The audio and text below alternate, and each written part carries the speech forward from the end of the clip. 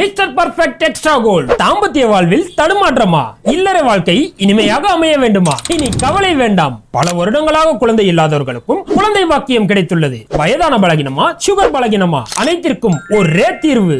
எவ்வித கலப்படமும் இன்றி 100% ஹலாலான முறையில் தயாரிக்கப்படுகிறது. இப்போதே ஆர்டர் செய்யுங்கள். மேலும் விவரங்களுக்கு கீழுள்ள எண்ணை அணுகுங்கள். போர் பரபரப்பா போயிட்டு இருக்கக்கூடிய இந்த நேரத்துல இன்னைக்கு நிறைய பேருக்குள்ள ஒரு கேள்வி எழுறதை பார்க்க முடியுது. இந்த அளவுக்கு அமெரிக்க எதிர்ப்புல ஈரானுடைய அரசும் ஈரானுடைய மக்களை இந்த அளவுக்கு உறுதியா இருக்கிறாங்களே, அதுக்கு என்னதான் காரணம் அப்படின்ற ஒரு கேள்வி எழுந்திருக்கு. இதை பத்தி ஈரானோட பலமுறை அனுபவம் இருக்கக்கூடிய, ஈரானுக்கு நேரடி சென்று பலமுறை அனுபவம் இருக்கக்கூடிய ஒருத்தவங்களை பத்தி தான் இன்னைக்கு பார்க்க போறோம். இன்னைக்கு நிகழ்ச்சியில நம்ம கூட இருக்கக்கூடிய சிறப்பு விருந்தினர் திமுகவுடைய கழக பேச்சாளர் சைதை சாதிக் நம்மளோட இருக்காங்க. அஸ்ஸலாமு அலைக்கும். வலைக்கம் சலாம். ஆனால் இப்போ இந்த ஈரான் வெர்சஸ் இஸ்ரேல் இந்த போர் பெரிய அளவில் இன்னைக்கு போயிட்டு இருந்தது. இஸ்ரேல் வெர்சஸ் காசான் ஆரம்பிச்ச இந்த போர் இஸ்ரேல் வெர்சஸ் ஈரான் மாதிரி மிகப்பெரிய அளவில் போராக மாறிட்டு இருக்கு. இந்த போரை பற்றி உங்களோட பார்வை என்ன? இல்லை, முதல்ல தமிழ்நாட்டில் இருப்பவர்கள், தமிழ் பேசுகிற முஸ்லீம்கள் அல்லது தமிழர்கள், முஸ்லீம் அல்லாதவர்கள் இந்த போரை பற்றி சுருக்கமாக புரிஞ்சிக்கணுன்னா, ஏன் எதற்காக ஈரான் இஸ்ரேல் போர் வந்தது? ஒரு 50 ஆண்டு காலமாக வஞ்சிக்கப்பட்டிருக்கிற தேசம் பாலஸ்தீன தேசம்.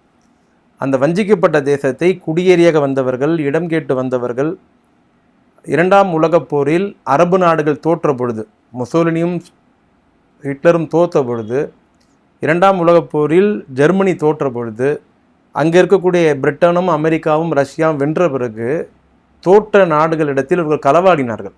நாடுகளை பங்கு போட்டு கொண்டார்கள். இதை நீ எடுத்துக்கோ, இதை நான் எடுத்துக்கோ அப்படின்ற மாதிரி. அப்படிதான் பிரிட்டன் பாலஸ்தீனத்தை எடுத்துக்கொண்டது. ஆனால் பிரிட்டன் பாலஸ்தீனத்தை எடுத்துக்கொண்ட பிறகு உலகம் முழுவதும் இருக்கிற யூதர்களை கொண்டு வந்து அடைக்கலம் தந்தது, முதல் வரலாற்று பிழையை தவறை செய்தது பிரிட்டன் தான். அங்கே இருக்கிற உலகத்தில் இருக்கிற எல்லா யூதர்களையும் கொண்டு வந்து பாலஸ்தீனத்தை குடியமர்த்தியது.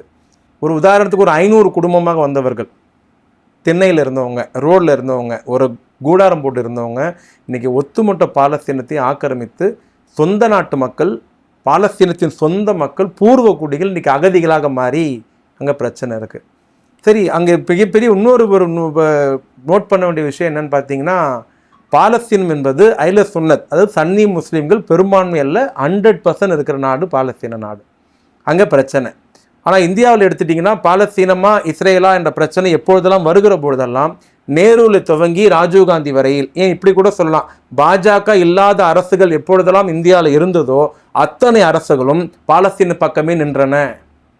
அங்கே மதவாதம் இல்லை, பாலஸ்தீனம் தப்பு, யூத ஆக்கிரமிப்பு தப்பு, இஸ்ரேல் செய்கிறது தப்பு, ஆக்கிரமிப்பு தப்புன்னு மகாத்மா காந்தி துவங்கி ராஜீவ்காந்தி வரையில் அந்த கொண்ட கொள்கையில் உறுதியாக இருந்தார்கள். பாலஸ்தீனத்தின் பக்கமே இருந்தார்கள். பாலஸ்தீனத்தின் விடுதலை போராளி தலைவர் யாசர் அராஃபாத்தை டெல்லியில் ரத்தன கம்பளம் விரித்து அன்னை இந்திரா காந்தி வரவேற்றார். இதெல்லாம் வரலாறு. ஆனால் இன்றைக்கி சூழ்நிலை எப்படி உருவாக்கிட்டாங்க அப்படின்னு பார்த்தீங்கன்னா, இங்கே இந்து முஸ்லீம் கலவரத்தை, ஒரு வெறுப்பு தன்மையை, ஒரு அச்சத்தை உண்டாக்குற மாதிரி இஸ்ரேல் காசா அடித்தா முஸ்லீமை சாவடிக்கிறாங்க, இஸ்ரேல் ஈரான் அடித்தா முஸ்லீமை சாவடிக்கிறான். அப்போ யார் முஸ்லீமை சாவடிக்கிறானோ அவன் நம்முடைய ஹீரோ. அப்படி ஒரு மனநிலையை இங்கே இருக்கிற மூத்திர சங்கிகள், மாட்டு மூத்திரம் குடிக்கிறவன், மாட்டு சாணம் சாப்பிடவன், அடிப்படை அறிவே இல்லாதவன், தெளிவு இல்லாதவன், சிந்திக்க தெரியாதவன், அடிமுட்டால் என்ன நினைக்கிறான்னா, இஸ்ரேல் பக்கம் நம்ம நிற்கணும் அப்படின்ட்டு. சரி, சண்டை காசாக்கும் இஸ்ரேலுக்கு நடந்தது, சண்டை பாலஸ்தீனுக்கு இஸ்ரேலுக்கு நடந்தது. இதில் எங்கே ஈரான் வந்தது? ஈரானுக்கு இஸ்ரேலுக்கு என்ன பிரச்சனை? இன்னைக்கு இவ்வளோ மூர்க்கத்தனமா இவ்வளோ வார் நடக்குது அப்படின்னா, சுற்றி இருக்கக்கூடிய அரபு நாடுகளை கேள்வி கேட்க, பாலஸ்தீனத்தை சுற்றி இருக்கிற எல்லா நாடுகளும் சுன்னி நாடுகள், சுன்னத்தை பின்பற்றுகிற நாடுகள். ஆனால் அந்த இஸ்ரேல் சுற்றி இருக்கிற எந்த நாடும், பாலஸ்தீனத்தை சுற்றி இருக்கிற எந்த நாடும் தனி பாலஸ்தீனத்தை, காசாவை அங்கீகரிக்கவே இல்லை. அந்த நாட்டு மக்களுக்கு உதவியே செய்யலை, உதவிகரமாக சப்போர்ட்டாக இல்லை. அப்படி இருந்திருந்தாங்கன்னா இந்த 18 மாதத்தில் 57,000 இஸ்லாமிய பெருமக்கள் காசால மட்டும் படுகொலை செய்யப்பட்டிருக்க மாட்டாங்க. ஆனால் ஒரு 25 வருஷமா இப்போ ஈரானுக்கும் இஸ்ரேலுக்கும் போர் உச்சகட்டத்தில் இருக்குது. யார் ஜெயிப்பா? அமெரிக்கா மிரட்டல் விடுது, ஆயத்துல்லா குமேனியை கொலை பண்ணுவோம், பாம்பு போட்டு தூக்கிடுவோம், ஈரானை அழிச்சிருவோன்ட்டு. ஒரு செகண்டில் நான் ஈரானை காலி பண்ணுறேன்னு இஸ்ரேல் பிரதமர் சொன்னார். 7 நாளாக கதறிட்டு இருக்காரு. அந்த நாட்டு மக்கள் கதறி அழுகுற சூழ்நிலையை ஈரான் உருவாக்கி இருக்கு. ஆனால் இஸ்ரேல் அரசு என்ன சொல்றாங்கன்னா, ஈரானுடைய வான் கண்ட்ரோல் ஃபுல்லா எங்க கண்ட்ரோல் வந்துச்சுங்கிறாங்க. வான் கண்ட்ரோல் ஃபுல்லா எங்க கண்ட்ரோல் இருந்துன்றாங்க. இது வரைக்கும் 13 ஃபிளைட்டை ஈரான் அடித்திருக்கிறது. இஸ்ரேலுடைய 13 ஃபிளைட்டை. மிகப்பெரிய கொடுமை என்னன்னா, தமிழ்நாட்டு ஊடகங்கள், சில ஊடகங்கள் இல்லை வடநாட்டு ஊடகங்கள், இவை எல்லாமே ஈரான் தரப்பு பாதிப்பை மட்டும் தான் காட்டுறாங்களே தவிர இஸ்ரேல் தரப்பு பாதிப்பை எந்த தொலைக்காட்சியும் இன்னும் முழுமையாக காட்டவே இல்லை. ஏன்னா இஸ்ரேலுடைய இமேஜ் உடைஞ்சிருச்சு. ஒரு கெத்தான லீடரு, உலகத்திலே பாதுகாப்பான நாடு இஸ்ரேல் சொன்னாங்க. இன்னைக்கு அந்த இஸ்ரேல் பத்தி எரிஞ்சிட்டு இருக்கு. உலகத்திலே மிக மிக துல்லியமான உளவு அமைப்பு மொசாட்னு சொன்னாங்க. அந்த மொசாட் தலைமை அலுவலகத்தையே அடிச்சு தூக்கியாச்சு. உலகத்திலேயே இது மாதிரி ஒரு விமான வசதியும் நவீன தொழில்நுட்பமும் எங்கேயுமே கிடையாது, இஸ்ரேல் தான் இருக்குன்னாங்க. எதுவுமே இல்லை, பத்தி எரிஞ்சிட்டு இருக்கு. நேற்று நைட்டு வீசின ஏவுகணை தாக்கல் இன்னைக்கு அந்த இஸ்ரேலுடைய தலைநகரம் பத்தி எரிஞ்சிட்டு இருக்கு. அவங்களோட எல்லா இமேஜும் சரிஞ்சிச்சு. இன்னைக்கு இஸ்ரேல்னால பெரிய கம்பீரம் இல்லை, அது சாதாரண டப்பா. இஸ்ரேலாம் பெரிய ஒரு ஹார்டான ஒரு பெரிய நாடு, அது எல்லாத்தையும் ஈரான் 48 மணி நேரத்திலேயே அதை சரிச்சிருச்சு. இப்போ பிரச்சனை என்ன? எதுக்கு இஸ்ரேலுக்கும் ஈரானுக்கும் பிரச்சனை வந்தது? அங்கே அவன் அடிச்சது பாலஸ்தீனத்தை தானே. அது ஈரானுக்கு என்ன பிரச்சனை இருக்கு? சவுதி அமைதியா இருக்கிற மாதிரி, கத்தார் அமைதியா இருக்கிற மாதிரி, குவைத் அமைதியா இருக்கிற மாதிரி, பைரன் அமைதியா இருக்கிற மாதிரி, துபாய் அமைதியா இருக்கிற மாதிரி, பக்கத்துல ஜோர்டான் அமைதியா இருக்கிற மாதிரி, இல்ல மத்த எல்லா அயல சுன்னத் நாடுகளும் அமைதியா இருக்கிற மாதிரி ஈரானியே அமைதியா போக வேண்டியது தானே. ஏன் ஈரான் அமைதியா இல்லைன்னா, ஈரான் சொன்னது எங்களுடைய தொடர்ந்து பார்த்தீங்கன்னா இந்த வார் 18 மாசம் இஸ்ரேல் நடக்கிற காசா பாலஸ்தீன வாரில் அதிகமாக பலியான தலைவர் யார் பார்த்தீங்கன்னா ஷியா தலைவர்கள் தான். முதல்ல அவங்க அடிச்சு காலி பண்ணது சுலைமான் காசி காலி பண்ணாங்க. ஈரானுடைய ராணுவ தளபதியை அமெரிக்கா ஈராக்ல அடிச்சு காலி பண்ணிச்சு. அடுத்து இங்கே வார் ஸ்டார்ட் ஆச்சு, அவங்க அசன் நஸ்ருல்லாவை காலி பண்ணாங்க. ஹிஸ்புல்லா தொடர்ந்து காலி பண்ணாங்க. மிகப்பெரிய கூத்து என்னன்னா, இம்ரான் முகமது அணியை காலி பண்ணாங்க. ஹமாஸுடைய முக்கியமான தலைவர்லாம் காலி பண்ணாங்க. ஹமாஸ் ஓப்பனாக சொல்லிடுச்சு, எங்களை சுற்றி பல இஸ்லாமிய நாடுகள் இருந்தாலும் எங்களுக்கு ஆயுத உதவி துவங்கி எல்லா உதவியும் செய்தது ஷியா நாடான ஈரான் தான். இங்கே தான் தமிழ்நாட்டில் தான் இந்த ஷியா சுன்னி வேறுபாடு, இந்த கல்ச்சர் அந்த கல்ச்சர், அந்த ஃபிர்கா இந்த ஃபிர்கா, அந்த மதப்பு இந்த மதப்புன்னு இன்னும் பிரிவினை பேசிட்டு இருக்கோமே தவிர, ஆனால் மறுமையில் கேட்கக்கூடிய மஜிதுல் அக்ஸாவை பற்றி அங்க இருக்கிற ஷியாவும் சுன்னியும் பிரிவினையில் இல்லை, ஒற்றுமையாக இருக்கிறார்கள். சண்டை போட்டது ஹமாஸ், சண்டை போட்டது ஹமாஸ் யாரு? சன்னி பிரிவை சேர்ந்தவர்கள். அவருக்கு உதவி செய்த ஈரான் யாரு? ஷியா பிரிவை சேர்ந்தவர்கள். ஹமாஸ் யாரு? சன்னி பிரிவை சேர்ந்தவர்கள். ஹிஸ்புல்லா யாரு? ஷியா பிரிவை சேர்ந்தவர்கள். அங்க குரான் சொல்லிச்சு, ஒற்றுமை என்ன கயிறை இறுக்கி பெற்றுக்கொள்ளுங்கன்ட்டு. அதை சரியா பண்ணது யாரானா ஹிஸ்புல்லாவும் ஹமாஸும் ஈரானும் யமன்ல இருக்கிற ஓதிகளும் தான். அங்க அவங்க ஷியான் பார்க்கல, சுன்னின் பார்க்கல, இஸ்லாம் என்ற ஒரு நேர்கோட்டில் இருந்தார்கள். எதிரிகளும் அந்த ஒரு பார்வை தானே பாக்குறாங்க. முஸ்லிம் அவர்கள் எப்படியாவது சண்டை மூட்டி விடணும். இப்ப கூட பாருங்க இவ்வளவு பிரச்சனை நடக்குது. சவுதியோட ஸ்டாண்ட் என்ன? கத்தாருடைய ஸ்டாண்ட் என்ன? எமன் வேற பணக்கார நாடுகள், வல்லரசு நாடுகளுடைய முஸ்லீம் வல்லரசு நாடுகளுடைய ஸ்டாண்ட் என்ன? அமைதியா இருக்கு. 56,000 பேர். ஆயத்துல்லா கொமீனி நேற்று தினம் பேசுற போது சொன்னார், இந்த போரை ஈரான் நிறுத்தணும், அப்பாவி மக்கள் பாதிக்கப்படுவாங்கன்ட்டு. இன்னைக்கு G8 மாநாடு சொல்லுது, 18 மாசமா 56,000 பேர் செத்தாங்களே, அப்ப இந்த G8 மாநாடு வாயை திறந்தான்னு கேட்டிருக்காரு. இந்த கேள்வி யார் கேட்டிருக்கணும்? சவுதி கேட்டிருக்கணும், கத்தார் கேட்டிருக்கணும், பஹ்ரைன் கேட்டிருக்கணும், துபாய் கேட்டிருக்கணும். கேட்கல. இப்போ அவங்க பிரச்சனை என்ன? ஈரான் தான் தலைவலி. எல்லா இஸ்லாமிய நாடுகளும் அமெரிக்கா இஸ்ரேலுடைய காலில் மண்டிட்டு இருக்கின்றன. ஆனால் அமெரிக்காவுக்கே சவால் விடுற நாடு. ஆயத்துல்லா காமினி அவர்கள் எங்கே ஒளிந்திருக்கிறாங்க எங்களுக்கு தெரியும், நாங்கள் நினைத்தால் 24 மணி நேரத்தில் அவரை காலி பண்ணிடுவோம், அவர் ஒளிந்திருக்கிற இருப்பிடம் கூட தெரியும்ட்டு மதியம் 12 மணிக்கு ட்ரம்ப் பேசுறாரு.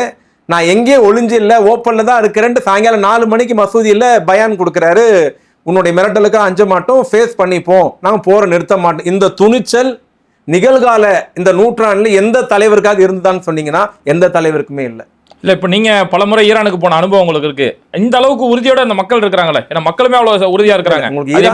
ஈரானுடைய வரலாறு பாத்தீங்கன்னா 1979 ஆயத்துல்லா மறைந்த குமேனி அவர்கள் தலைமையில இஸ்லாமிய புரட்சி ஏற்படுது. அதுக்கு முன்னாடி வரைக்கும் அங்கே யார் ஆட்சி பண்ணது பார்த்தீங்கன்னா ஷான் ஒரு மன்னர் ஆட்சி பண்ணியிருந்தார். அந்த மன்னர் முழுக்க அமெரிக்காவுடைய கை பொம்மையா இருந்தார். அப்போ ஈரான் எப்படி இருந்ததுன்னா வெஸ்டர்ன் கல்ச்சர் மாதிரி இருந்தது. எல்லாம் மதுவும் மாதுவும் விபச்சாரமும் ஆடைகளும் எல்லாமே சர்வ சுதந்திரம் இருந்தது. அவங்க 79 வரைக்கும் அந்த நாடு ஒரு போதையில கலாச்சார சீரழிவுல மூழ்கி இருந்த பொழுது அங்க இருந்து ஆயத்துல்லா கொமேனி மூலமா தான் மிகப்பெரிய ஒரு புரட்சி ஏற்பட்டு ஒரு 7,000 பேரை பலி கொடுத்து ஷாவை விரட்டி 79 முதல் இஸ்லாமிய குடியரசு ஆட்சி அங்க மலருது. அப்படி மலர்ற போது இப்போ அமெரிக்கா சொல்றதுல நாங்கள் போர் பண்ணுவோம், ஈரான் அடிச்சிருவோம், காலி பண்றோம், துவசம் பண்றோம்னு சொல்றதுல இப்பயாவது ஈரான் கிட்ட எவ்வளவு இருக்கு? 79 ஈரான் கிட்ட ஒண்ணுமே கிடையாது. ஆனா அப்பயே 22 நாள் ஈரானுக்கும் அமெரிக்காவுக்கும் போர் நடந்து அமெரிக்காவில் தோத்து போயிடுச்சு. அமெரிக்காவுடைய தூதர்களும் அமெரிக்காவுடைய உயர்மட்ட அதிகாரிகளை ஈரான் சிறை வச்சிருச்சு. அவங்களை மீட்பதற்கு 24 ஹெலிகாப்டர் அனுப்புது, இராணுவ படைகளுக்கு அனுப்புது. ஆனா அவங்களால மீட்க முடியல, அவங்க தோத்து போயிட்டாங்க, சரண்டர் ஆனாங்க. பேச்சுவார்த்தை மூலயமா தான் அன்னைக்கு அமெரிக்கர்களை ஈரான் கிட்ட இருந்து அவங்க சரண்டர் ஆகி கொண்டு போனாங்க. இது அமெரிக்காவுடைய முதல் தோல்வி. ரெண்டாவது, இன்னைக்கு சொன்னாங்க நினைச்சா காமினியை காலி பண்ணிடுவோம், குண்டு போட்டுருவோம், இதுக்கு தூக்கிடுவோம்லாம் சொல்றாங்க. ஏற்பட்ட நிலைமை. ஆனா இன்னைக்கு இதோட 2 முறை அவரை வந்து கொலை பண்ண அட்டாக் நடந்தது. நீங்க காமினியுடைய கை பார்த்தீங்கன்னா ஒரு கை அவருக்கு வந்து வேலை செய்யாது. எதனால? நம்ம ஒரு வெள்ளிக்கிழமை குத்பா அவர் கொடுத்துட்டு இருக்கிற பொழுது அவர் பேச்சை ரெக்கார்ட் பண்றதுக்காக வைக்கப்பட்ட அந்த டேப் ரெக்கார்டர்ல பாம் இருந்தது. அந்த பாம் ஃபிளாஷ் ஆகுது. அவர் வந்து அந்த பலத்த காயம் அடைகிறாரு. அவருடைய ஒரு கை வந்து சுத்தமா செயல் இருந்து போயிடுது. இதுக்கு 5 வருஷம் கழிச்சு அவர் ஜனாதிபதி ஆன பிறகு ஒரு முதல் ஜும்மால வந்து நமாஸ் படிச்சுட்டு இருக்கிற போது ஃபயர் நடக்குது. அந்த ஃபயர் வீடியோ ஒன்றும் இருக்கு. அந்த ஃபயர் நடந்துட்டு இருந்தது. அந்த ஃபயர்ல அவர் ஒன்றும் பாதிப்பு ஏற்படல, கொலை பண்ண போச்சு. ஆனால் நமாஸ் நிக்கல. இந்த 2 வாட்டி முன்னாடியும் இது போன்ற முயற்சிகளை இதே அமெரிக்காவும் மொசாட்டும் இஸ்ரேலும் செய்தன. ஒண்ணுமே பண்ண முடியல. அவர் உறுதியாக சொன்னார், என்னுடைய மரணம் என் படைத்தவன் கையில் தான் இருக்கிறதே தவிர இஸ்ரேல் கையிலேயே அமெரிக்கா கையிலேயே இல்லை. அப்படி இன்னைக்கு தமிழ்நாட்டு குறிப்பாக இஸ்லாமிய இளைஞர்கள் யார் பக்கம் நிற்கணும், யார் சப்போர்ட் பண்ணணும் அப்படின்னா, இன்னைக்கு பல நாடுகள் இருக்கலாம். இன்னைக்கு வந்து பாதிக்கப்பட்ட நாடு, ரொம்ப வஞ்சிக்கப்பட்ட நாடு எதிரானா பாலஸ்தீனமும் காசா தான். அந்த காசாக்காக குரல் கொடுத்ததாலேயே ஒரு நாடு மீது போர் நடக்குதுன்னா அது ஈரான் மேல தான். காசாக்காக போராடினாங்கன்றக்காகவே அட்டாக் நடந்தது ஹிஸ்புல்லா மேல தான். காசாக்காக போராடினாங்க, குரல் கொடுத்தாங்க, ஹசன் நஸ்ருல்லா காலி பண்றாங்க. அதுக்கு அடுத்து வந்த தளபதி காலி, அதுக்கு வந்த தளபதி காலி. இப்போ ஈரான்ல எல்லா டிவி சொல்லுது ஈரான் கடுமையான சேதம், ஒரு 6-7 தளபதிகளை கொண்டுட்டாங்க, ஒரு 2-3 விஞ்ஞானியை கொண்டுட்டாங்க. இதுல வேடிக்கை என்னன்னா, எல்லா ஊடகமும் பார்த்தீங்கன்னா ஒரு தரப்பு மட்டும் தான் காமிக்குது. இஸ்ரேலில் ஏற்பட்ட பாதிப்புன்னு யாரும் காமிக்கவே இல்லை. எனக்கு தெரிஞ்சு இஸ்ரேலில் மேற்கிந்திய தீவுகள் தொலைக்காட்சி சொல்றதெல்லாம் பார்த்தீங்கன்னா முக்கியமான 2-3 விமானப்படை தளபதிகளே. எந்த விமானப்படை தளபதினா, தொடர்ந்து 3 மாசம் காசால பாம்பு போட்டாங்கல்ல, அங்களே யார் காசா மேல வந்து குண்டுமலை பொழிந்தானோ அந்த விமான பைலட்லாம் கூட இந்த பொருளை காலி, ஒரு முக்கியமான அதிகாரிலாம் இறந்து போயிருக்கிறாங்க. ஆனா அதை வந்து இஸ்ரேல் வந்து வெளிப்படையா சொல்லலை. மொசாட் அதோட ஹெட் ஆஃபீஸே தகர்ச்சாச்சு, இன்னும் மொசா எது சொல்லலை. அவரு 60 வருஷமா இஸ்ரேல் சேகரித்து வைத்திருந்த அறிவியல் கண்டுபிடிப்புகள் அதையும் அடிச்சு தூக்கியாச்சு, அதையும் இஸ்ரேல் சொல்லலை. ஆக இந்த வார், அதாவது ஒரு உண்மையை இன்னும் வெளிப்படையா சொல்லணும்னா, 25 வருஷமா ஈரான் மேல வந்து பொருளாதார தடைகள் இருக்கிறது. அதிகமாக வறுமை இருக்கிற நாடு, கடுமையான பொருளாதாரவை சந்தித்து இருக்கிற நாடு. இன்னும் சொல்லணும்னா ரூபாவின் மதிப்பு அதல பாதாளத்துக்கு சென்று இருக்கிற நாடு. சாக்ஷன் மேல சாக்ஷன், தடை மேல தடை, தடை மேல தடை. இவ்வளவு தடைகள் வந்த பிறகும், இவ்வளவு பொருளாதார நெருக்கடி வந்த பிறகும், இவ்வளவு ரூபா நோட்டு மதிப்பு சரிந்த பிறகும் இன்றைக்கும் ஈரான் இடத்துல இருக்கிற நவீன ஆயுதங்கள் அமெரிக்காவோடு போட்டி போடுகிறது. 25 வருஷமா வேற நாடா இருந்தா அந்த ஈரான் மக்களுடைய மனநிலையை பாருங்க, மன வலிமையை பாருங்க, ஈமான பாருங்க. 25 வருஷமா நல்ல சாப்பாடை ஈரான் மக்கள், பெரும்பான்மை மக்கள் சாப்பிட்டதில்லை. அவர் சாப்பாடு பார்த்தீங்கன்னா சில காய்கறிகளும் ரொட்டி துண்டுங்களும் அப்படிதான் இருக்கும். அந்த நாட்டு தலைவர்லாம் பார்த்தீங்கன்னா மிக ஆச்சரியம், அபூர்வமா இருக்கு. 25 வருஷமா பொருளாதார நெருக்கடி, 25 வருஷமா தடை, ஏற்றுமதியும் கிடையாது, இறக்குமதியும் கிடையாது, எந்த வெளி உலக தொடர்பு கிடையாது, வெளி சாதனம் தொடர்பு. ஆனால் அவள் செய்திருக்கிற ட்ரோன்கள், செய்திருக்கிற ஏவுகணைகள், அவள் செய்திருக்கிற ஹெலிகாப்டர்கள், அவள் பண்ணிருக்கிற விமானம் இல்லை சான்ஸ்லெஸ். அதெல்லாம் குறிப்பாக ஈரான் பார்த்தீங்கன்னா எல்லாம் நினச்சிட்டு இருக்காங்க அது ஒரு முழுக்க 100% ஷியா நாடுன்னு நினச்சிட்டு இருக்காங்க. அது ரொம்ப ரொம்ப தவறான கருத்து. நான் நேரில் பார்த்ததை உங்களுக்கு சொல்கிறேன். ஈரான் நாட்டில் 18,000 அஹ்லே சுன்னத் மசூதிகள் இருக்கிறது. 18,000 பள்ளிவாசல் இருக்கிறது. அது சன்னி முஸ்லீம்களுடையது, அஹ்லே சுன்னத்தினுடையது. 78,000 யூதர்கள் ஈரான்ல இருக்கிறாங்க. 78,000 பூர்வக்கூடி யூதர்கள் இன்றைக்கும் ஈரான்ல இருக்கிறார்கள். அதில் ஒருவர் நாடாளுமன்ற உறுப்பினராகவே இருக்கிறார் ஈரானுடைய பாராளுமன்றத்தில். இங்கே 18,000 மசூதி ஒரு நாட்டில் இருக்குது அப்படின்னா ஈரானுடைய மொத்த மக்கள் தொகை வந்து 8 கோடி. தமிழ்நாட்டுடைய மக்கள் தொகை எவ்வளோ? அவ்வளோதான் ஈரானுடைய மக்கள் தொகை. அந்த ஈரான் அவ்வளோ மக்கள் தொகையில் 18,000 பள்ளிவாசல்கள் அஹ்லே சுன்னத் இருக்குதுன்னா அப்போ எவ்வளோ சன்னி முஸ்லீம் இருப்பாங்க? ஆனால் இதெல்லாம் நம்ம வெளியே சொல்லலை, தெரிஞ்சிக்கல, அதை பற்றி பேசலை. ஒரு காமனாக ஒரு முத்திரை குத்திட்டோம், அது வந்து ஷியா நாடு அப்படின்னு. எனக்கு தெரிந்து அங்கே இருக்கிற மாதிரி ஒற்றுமை நான் பார்த்த வரையில் அங்கே இருக்கிற மாதிரி ஷியா சுன்னி மாதிரி ஒரு ஒற்றுமையை, அங்கே இருக்கிற மாதிரி ஒரு புரிதலை, ஒன்றா இருக்கிறத ஒன்றாவே தொழுவாங்க. நான் பார்த்துருக்கேன். பெரிய மசூதி இருக்கும், இந்த அசான் டைம் ஆயிடுச்சுன்னா ஒன்றாவே தொழுவாங்க, ஒன்றாவே நோன்பு திறப்பாங்க. ஆனால் அவங்க அவங்க அகீதாவில் இருப்பாங்க, இவங்க அகீதாவில் இருப்பாங்க, எதுவும் பெருசாக இருக்காது. இந்த நிலைமை இந்தியாலையும் வரணும். இன்னும் அந்த குண்டு செட்லுக்குள்ளேயே குதிரை ஓட்டிக்கிறது, இந்த இயக்கங்கள்ன்ற பேரில் மக்களை பிரிக்கிறதுக்காக தப்பான தகவல்களை சொல்லுவது. நம்ம ஷியா கூட சேரவே கூடாது, ஷியா கூட பேசக்கூடாது, நமாஸ் படிக்கக்கூடாதுன்னா அப்போ அவங்க எப்படி ஹஜ் பண்ணுறாங்க? அவங்க தனியாக தான் இருக்கா? இவர்களுடைய சுயநலத்திற்காக என்னைக்கு நம்ம ஒற்றுமையாக இருக்கணும். ஆயத்துல்லா குமேனி அவர்கள் இஸ்ரேலை பற்றி சொல்லுகிற போது சொன்னார், உலகத்தில் இருக்கிற ஒவ்வொரு முஸ்லீமும் ஒரு டம்ளர் தண்ணி எடுத்து இஸ்ரேல் மேலே ஊற்றினால் இஸ்ரேல் முழுகிடும்னார். ஒரு டம்ளர் தண்ணி எடுத்து உலகத்தில் இருக்கிற எல்லா முஸ்லீமும் ஊற்றினாலே இஸ்ரேல் முழுகிடும். நம்மகிட்ட ஒற்றுமை இல்லாதான் காரணம்னார். இன்னைக்கு அந்த ஒற்றுமை இல்லாத வழியை 56,000 பேரை பறி கொடுத்துருக்குறோம்.